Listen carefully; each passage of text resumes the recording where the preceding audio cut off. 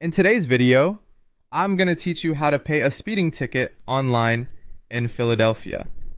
The first thing to note is that there are two different online payment paths, and choosing the correct one depends on the type of ticket you received.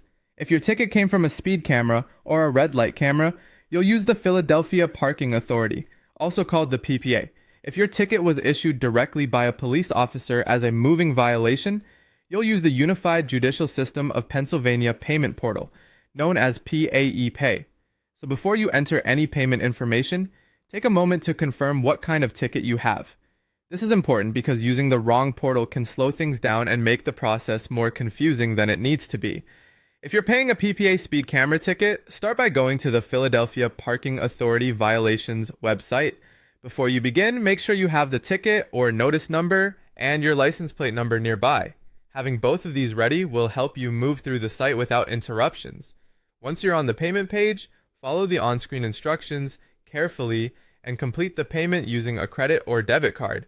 As you go, double-check the details you enter so your payment is applied to the correct violation.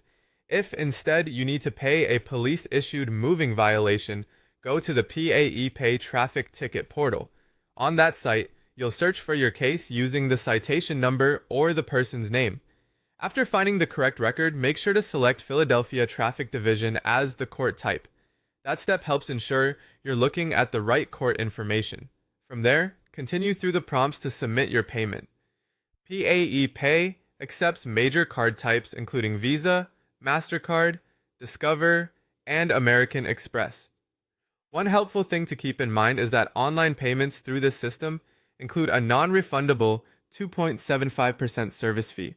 It's a good idea to be aware of that before you finalize the transaction, so there are no surprises at checkout. No matter which portal you use, review everything one last time before submitting the payment.